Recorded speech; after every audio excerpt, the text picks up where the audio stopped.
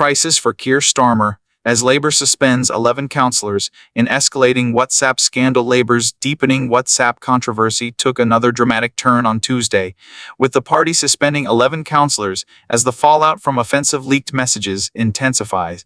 The latest suspensions follow the sacking of former Health Minister Andrew Gwynn and the loss of the Labour whip for MP Oliver Ryan, both implicated in the WhatsApp group where deeply inappropriate comments were allegedly made. Gwynn, a senior Labour figure, was dismissed after reportedly expressing hope that a 72-year-old woman would die following her inquiry about bin collections.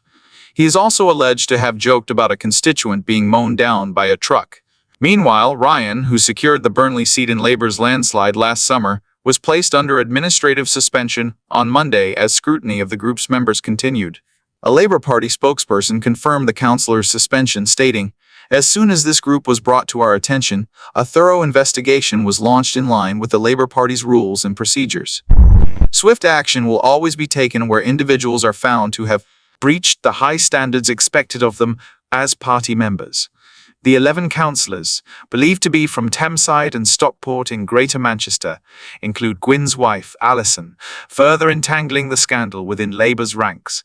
The controversy has reignited questions over accountability, with Education Minister Baroness Jackie Smith insisting it would be up to voters to decide whether Ryan and Gwynn should remain in Parliament. In the end, obviously, it's up to their constituents as to whether or not they remain as MPs, Smith said. But the important point here is the things that the Prime Minister could control. He took action on. Smith, a former Home Secretary, did not hold back in her condemnation of the WhatsApp messages, calling them terrible things to say for anybody, and even worse for an MP or a minister. Facing mounting pressure, Ryan took to X on Sunday, publicly distancing himself from the remarks and calling them completely unacceptable. Gwynn, meanwhile, issued an apology for any offence I've caused, though he stopped short of suggesting he would resign as an MP. For Keir Starmer, the scandal represents a serious test of his leadership at a time when Labour's discipline and unity are under the microscope.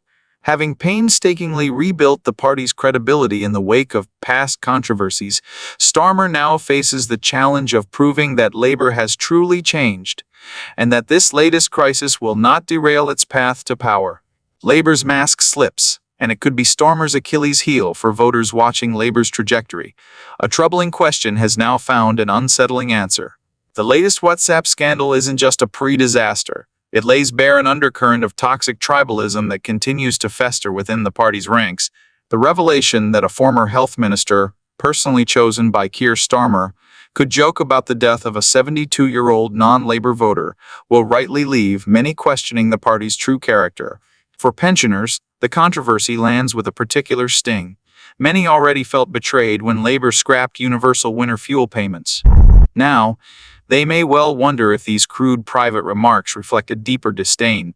Decisions to withhold compensation for the WASPy women and to freeze personal tax allowances, dragging more retirees into the tax net, take on a new, more sinister tone. The language in these leaked messages is more than just offhand banter. It echoes the culture of ruthlessness and factionalism that has periodically plagued the party.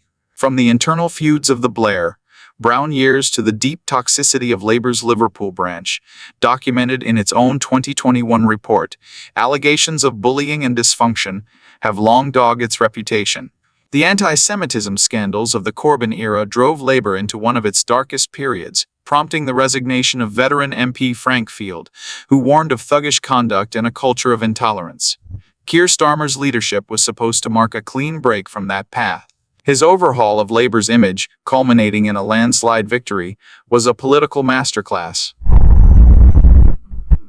But a majority is only as secure as the trust it rests on. If voters begin to suspect that Labour views them not as citizens to be served but as easy targets for taxation, that trust could rapidly erode. This is already a growing concern.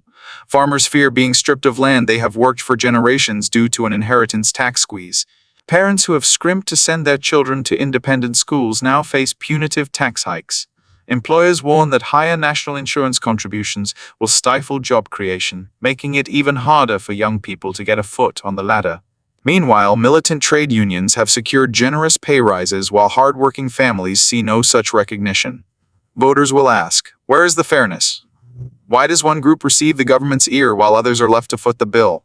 Labour, at its best, has been the party of fairness, championing the values of working people. But history has shown how quickly voters turn on those they perceive as arrogant, aloof, or indifferent to their struggles. The Conservatives once battled their reputation as the nasty party. Starmer must ensure Labour does not inherit the label. Once again, he finds himself in a position where his party's reputation is on the line. The question is, can he rescue it in time? Labour minister speaks out as WhatsApp scandal engulfs party. Labour's deepening WhatsApp scandal continues to send shockwaves through the party, as Education Minister Baroness Jacqui Smith insists it will be up to voters to decide whether two disgraced MPs should remain in Parliament. The controversy erupted after two Labour MPs, former Health Minister Andrew Gwynn and Burnley MP Oliver Ryan, were stripped of the Labour whip over their involvement in a WhatsApp group containing deeply offensive messages. Gwynn was sacked after allegedly saying he hoped a 72-year-old woman would die following a routine inquiry about bin collections, and for reportedly joking about a constituent being mown down by a truck. Ryan, elected in Labour's landslide last summer, was administratively suspended from the party on Monday. Pressed on whether the two MPs should resign, Baroness Smith was unequivocal in shifting responsibility to their electorates. In the end, obviously, it's up to their constituents as to whether or not they remain as MEMPs. But the important point here is the things that the Prime Minister could control, he took action on. Smith, a former Home Secretary, did not mince words in condemning the messages, calling them terrible things to say for anybody, and they're even worse coming from an MP or a minister.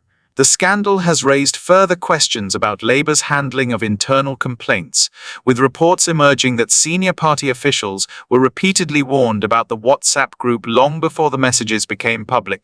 Gerald Cooney, the former Labour leader of Thameside Council, claimed he had flagged concerns about Gwynn's remarks several times over the past year. However, Labour sources have insisted that no formal complaints were lodged. Both MPs have attempted damage control. Ryan took to X on Sunday to condemn the group's messages as completely unacceptable. Gwynn, for his part, issued an apology for any offence I've caused, but stopped short of suggesting he would step down.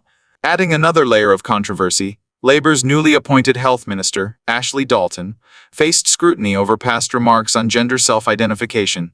Tweets dating back to 2016 surfaced in which Dalton stated that people should be allowed to identify as llamas. Asked whether Dalton's stance aligned with government policy, Smith distanced herself from the remarks but defended Dalton's credentials. "I don't agree with them. But what's important about Ashley Dalton is we can go back over everybody's statements over the last few years. Ashley Dalton is recovering from her second bout of breast cancer. She will be, I think, a brilliant advocate for people with cancer and for public health campaigns, and that's what she's bringing to this government. For Labour, this latest scandal poses a serious test of discipline and credibility. Having spent years rebuilding trust in the wake of past controversies, Keir Starmer now faces the challenge of proving that his party's commitment to integrity is more than just rhetoric. Thanks for watching. Stay connected. Don't forget to like and subscribe to keep up with our latest videos and stay ahead of the curve on the issues shaping our world. For even more, join our free Telegram group, link in the description, for uncensored, no holds barred discussions on the topics that matter most.